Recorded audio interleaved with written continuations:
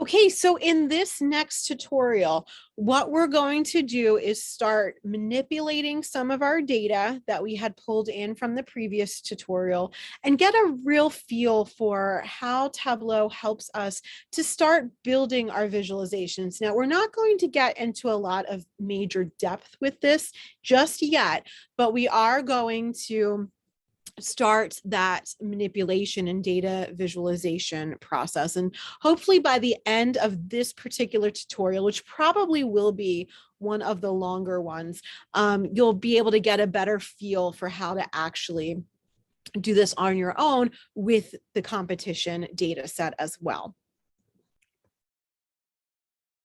All right, so let's just start going. I personally find that, especially when you're first getting started, and even as you're getting a little bit more into Tableau, the best thing that you can do is just start dragging and dropping data points and seeing what happens.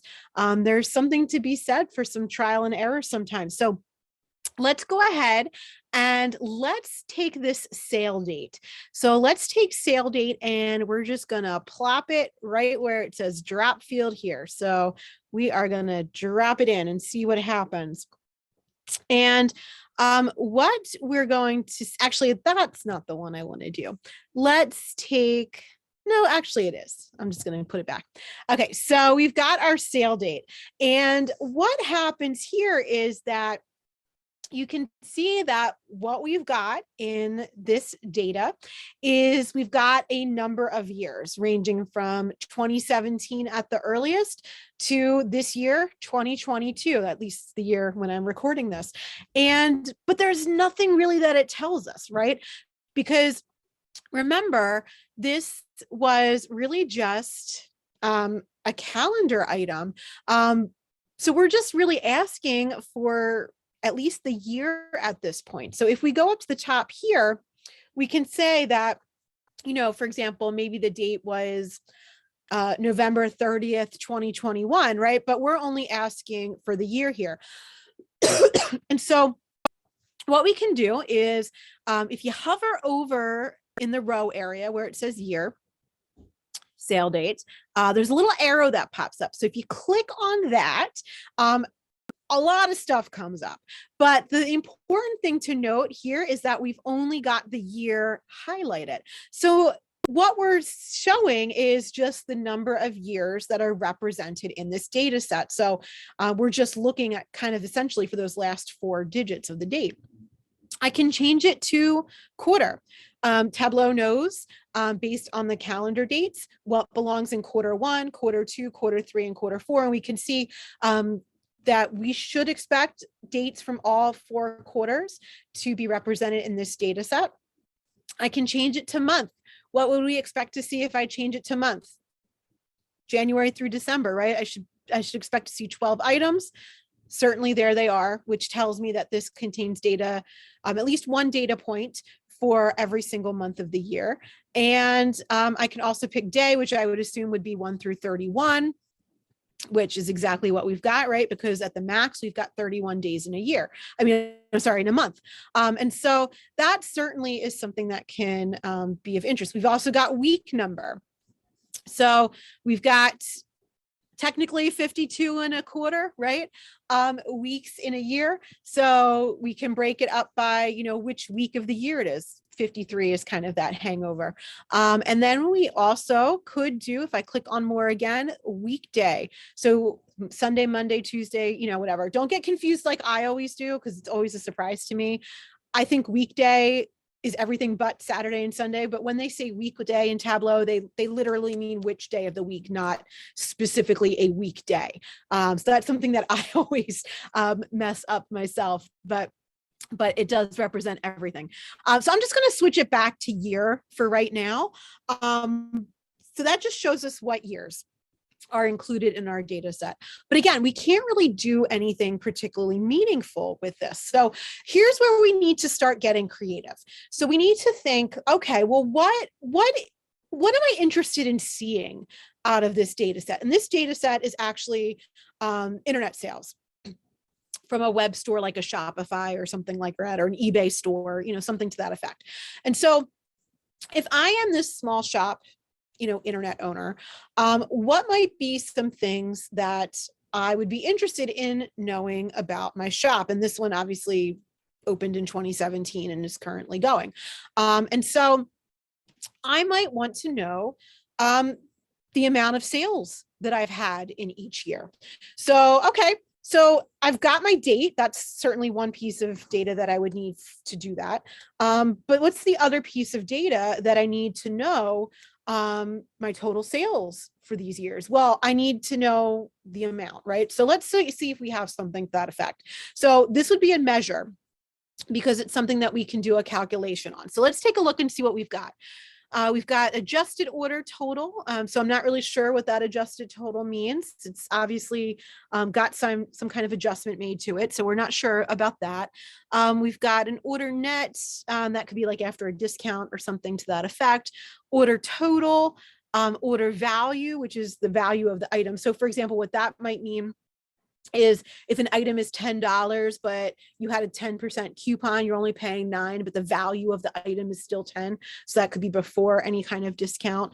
We've got sales tax, shipping discounts, and a whole bunch of other stuff here. So without really truly understanding everything that this data represents, we're just going to go with, let's say, order total. So let's take our order total and whoops.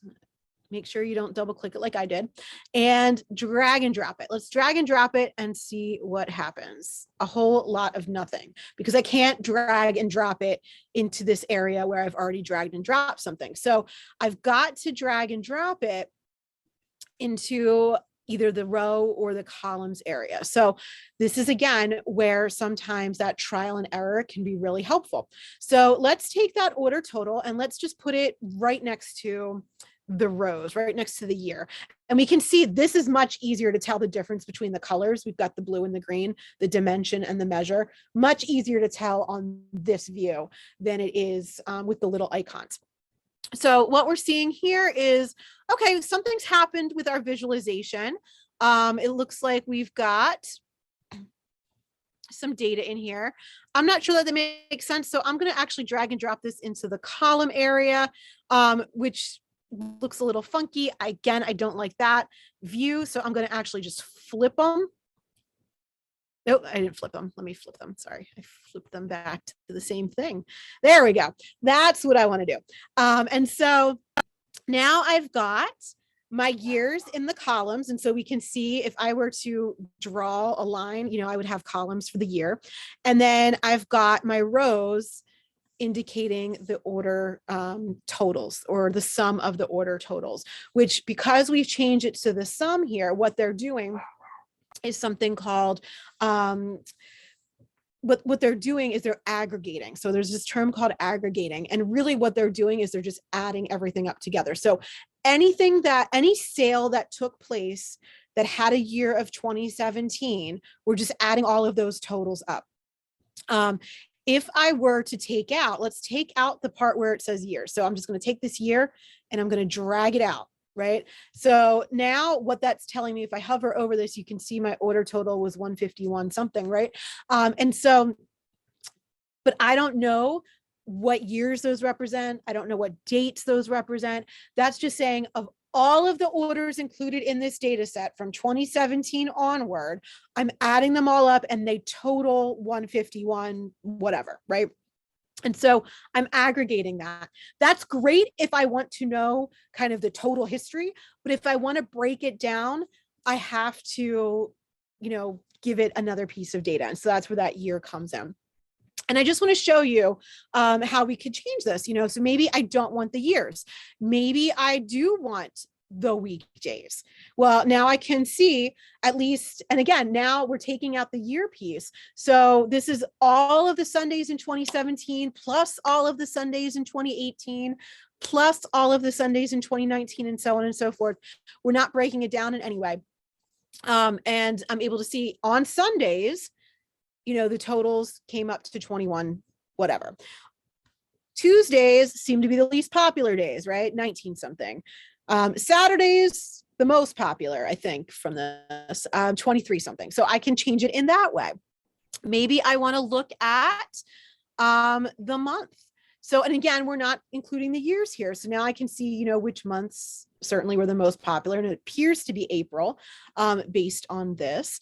And quarters, again, not too much here because we've only got 4 data points now, but it looks like Q2 tends to be the most popular, at least in this data set. I could do days of the week. I mean, not days of the week, day of the month. And it's hard to eyeball it here, but looks like it might be the 3rd day of the month is the most popular in terms of the number of sales, or not the number of sales, but the amount, the value of the sales. I could do the week number. So in a year, you know, throughout the entire year, it looks like, I think this is week 17, looks like far and away, you know, the most popular week, you know, so that's probably when the most traffic to your shop is coming. So we can get some really interesting basic data out of this. I'm just going to switch it back to year. Just like we can switch the data that we're looking at for a date, we can also change the data calculation that we're looking at for the order total here. So we can see that we've got some is just adding it up, right? Maybe I actually want the average. So if I click on this little arrow, bring up the extra menu where it says measure sum, well, let's change it to measure average. And so now we can see, all right, in 2017, our average sale was $16. In 2021, our average sale was 38. So, I mean, and in here in 2022, our average sale is 33, but of course we're only, at least as the time I'm recording this, in January, and the data set only, I believe, goes to like January 16th or so of 2022. So we don't have nearly a whole year's worth of history really to average out here. So that's probably not as telling. And same thing is going to be true for 2017. It doesn't start with January 1st, but we can see that generally the trend has been that the average sale has gone up. And so let's go and change this back. We could also look at the median. And so that's the median. We can also look at the count. So, you know, how many times, like count of the order total. So like how many times did we have order totals here? For now, let's go back to some. Actually, we can do some other things too. We can do a minimum. So the minimum order here was $5.30. The minimum order here was $16. So even though 2022's average ain't so great, the average, the minimum order total has been great. Let's go. We could do same thing at maximum. Here, the max was $74. In 2017, in 2020, the max was $500 and some dollars. So, you know, again, we can take a look at that. So there's a lot we can do without, and we can do standard deviations. We can do percentiles, you know, we want to see, like, let's say what the 95th percentile might have been. You know, so, I mean, there's a lot that we can do really with the click of a button, essentially, with Tableau, that maybe would take us a couple of minutes or maybe even more to do all of those calculations. And when you think about the amount of data that's included, I believe there's over, if I recall correctly, there's over 1,000 sales represented in this entire data set. That's a lot of arithmetic to do. Tableau does it certainly in seconds. There's another thing that's really interesting that you can do here with Tableau. So in this show me area, we can see that there's a number of different visualization types. So we happen to have discrete lines selected, but anything that's highlighted here is a visualization that you're able to choose based on the data that you've actually pulled over into the visualization. So just because there's data showing in this data pane does not mean that it's actually in use in your visualization. The only ones in use in our visualization are going to be the ones that appear in the cards or the shelf. So in this case, our order total and our sale date are the only ones we're looking at right now. So just some things that based on this, we're able to pull up. We can look at a heat map. Not really helpful here for us, right? We can look at A highlight table, again, not particularly helpful here. But what we can see that they're doing is Tableau is smart enough to figure out where these pieces of data actually need to appear in order for it to be a somewhat meaningful visualization. So if you notice, that order total has pulled out of our rows. It's not there anymore. Now, instead, it's into color, because we can see that there's some variations in the color based on how high the number is, and then also text, because we want to see the text here. So we'll look into that a little deeper in a future tutorial, but just note that those will change. Pie charts, right? Everything's moved out from rows and columns in a pie chart, right? And so now we've got these. Try not to use pie charts. They're not particularly good visualizations. They're very limited in their use or in their usefulness. We could use a horizontal bar. I don't like the horizontal bar. I prefer, actually it's not showing me the vertical bar, but we could do a vertical bar as well. Now what happens actually in this horizontal bar? Let's just flip the rows and columns a little bit. Ah, there we go. See, now I like that much better, right? So sometimes if something doesn't look the way that you'd like it to, sometimes you just got to finagle it a little bit to find what you want. And so this is that same thing. So let's go back to the bar, right? I mean, sorry, the line. Same thing, right? Low, high, kind of lower, real low, right? Flip them around here.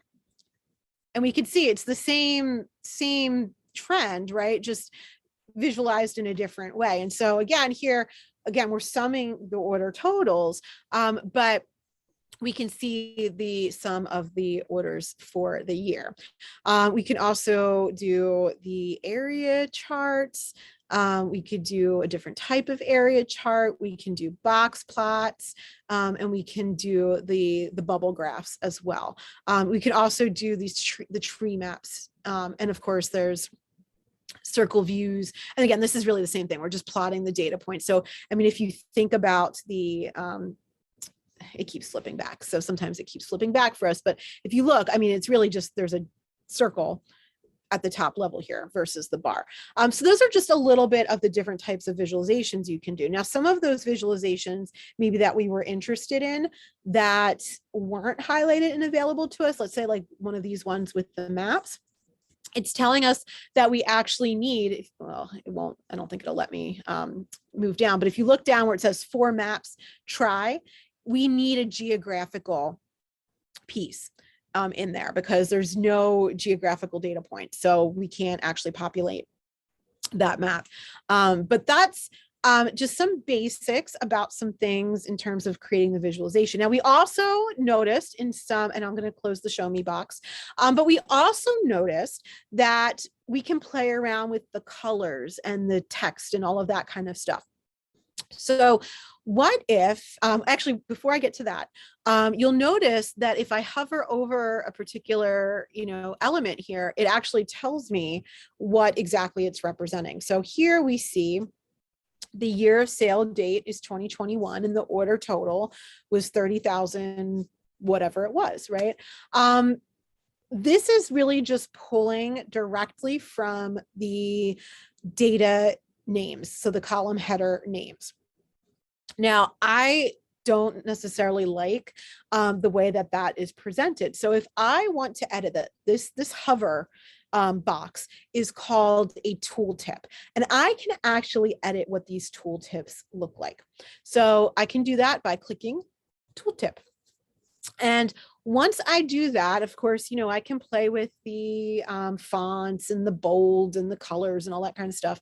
But I don't necessarily like year of sale date, right? That's not really a way that someone would speak, in English naturally. So maybe I just want to make it year, right? I just want to call it year. And maybe I just want to call it, we'll just say total sales. So total sales. We also see we have a number of different options here. So I can include command buttons. I'll show you what that means in a second. Show tooltips responsive, show them instantly. So that's when I hovered, it popped up.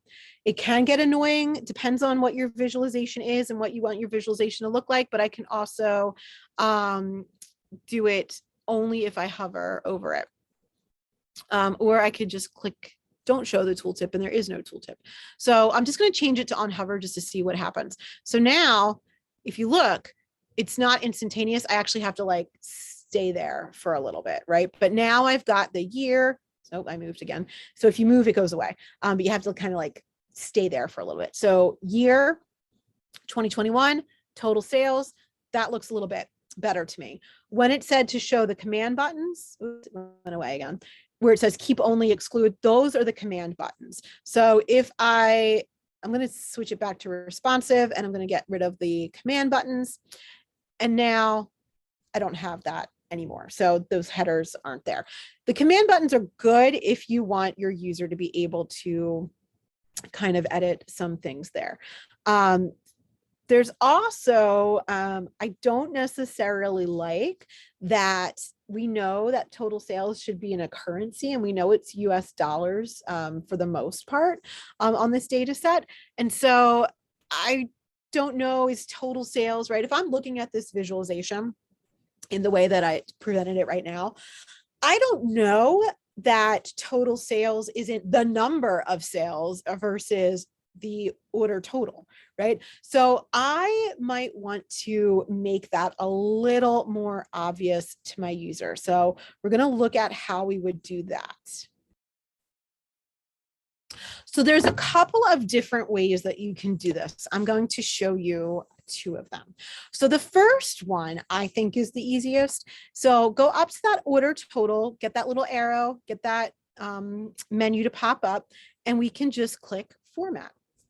And when we click format, now we've got a new window up here that says format sum order total. And so we've got the font, we've got the shading, we've got alignment, you know, so on and so forth. But here we've got numbers. And so if I click on this, now I can change the format of the number. So I can make it a standard number, custom. I just want to make it currency. So we're going to say currency, English, United States, or I could do custom. You know, maybe I don't want to have the decimal places. You know, I want to have the prefix with the $sign, display units. You know, I could change it to, we'll just make it thousands just to see what happens there. And so I can edit it in that way. And then I can just close that. And now we can see that my kind of y-axis ticks have changed a little bit. And so has my tooltip. And so, you know, again, I can get rid of the thousands and I can just have it be the actual number. I can put the decimal points in there. You know, I can do it however I'd like. The other way that we can do this edit is go back over into our data pane, find the data point that we're interested in. In this case, it's the order total. And I can right click it. And where it says default properties, I can click on number format, and it brings me up a pop-up box, which is really the same menu that we had that popped up previously on the data pane. And so we're going to go back to that currency custom. I am going to have my display units go to none. I'm going to keep my decimal points, but I'm just going to make it, actually, we're just going to make it standard. We'll just do standard. And so we've got some things changed. We still have that K in there. So that didn't work the way we want it to. So let's go back to our number format, go back to our custom, display units none. Okay. So here's what's going on here. And so this is something that I actually forgot. But that's okay. So it's good that we did this, because when you do it here, you're not actually editing in your visualization yourself. You're editing the default property of that data. So if I pulled over it again, it would be in currency. So if I want to do it because we did it originally, specifically in the data, I've got to edit it back in here. So we're just going to put it back to none, keep the decimal plates. We want those 1,000 separators. And there we go. We'll close that out. So now we see that my K's are gone, and now I've got the actual $sign. So formatting certainly is extremely important here. We want to make sure that we're aware of our formatting. I can also play with color. Now, I necessarily wouldn't have made this I wouldn't necessarily do this, but I'm doing it for illustration purposes. I might want that year to each year to be in a different color. Now, it's not meaningful really for this visualization because we only have the one data point, but I can pull my year. So what I'm actually doing now is I'm highlighting the year sale date. I'm hitting my shift button and so it's duplicating, basically copying it. And I'm dragging and dropping it into color. And what happens when I do that is now my color, everything's in a new color. But now we've got one bar. I don't like that. So I'm going to go back to the way it was. And I'm going to pick my sale date from here and I'm going to drag it into color. And now I've got every single bar in a different color and each bar represents a different year. So that's something else that you could do. And as you're building your visualizations, you're going to want to play certainly with color. The other thing that I could do is maybe, you know, depending on what your data is, like if I went from, let's say 1900 to 2022, right? This is going to become a really long graph. And so if I want to know, you know, what it was in 1950, right, I would have to kind of eyeball it and try to drag along, you know, and I might have to scroll and it would get kind of difficult. So, you know, if I were to want to see what each bar represented, I could take my order total and I could drag it into label. And now I can actually very easily see exactly what those numbers are as well. And again, you don't want to clutter your visualization, but this is something that you certainly could do, and it might make sense for specific visualization. So just kind of what happens here is color determines what data points is controlled by the color, or what data points control the color rather. Size would be the same thing. Let's see. I'm just going to take that order total and put in size just so you see how it gets, some are skinnier and some are now thicker. You know, the size of the bar, the width of the bar is going to be dependent on, in this case, the order total. We don't like that. It's not necessary, but you can certainly do that for other things. The detail. So we're just going to take that order total, put it into detail. Doesn't really do anything for this particular graphic. That's something that happens. It tends to happen more automatically, but we'll do some visualizations where that occurs. And then the tooltip is just whatever hovers. So again, with this tooltip, if I wanted to put a header in here, info about these numbers, right? Which I wouldn't necessarily do again, but this is just going to be for demonstration purposes. Now, you know, it's actually telling me exactly what that tooltip is saying. So that's certainly something that I could do as well. So this is just a little bit of the basics on how to start pulling in your data. You also could, if you wanted to, bring in, you know, different types, more than one. So we could do, like, let's say, order type.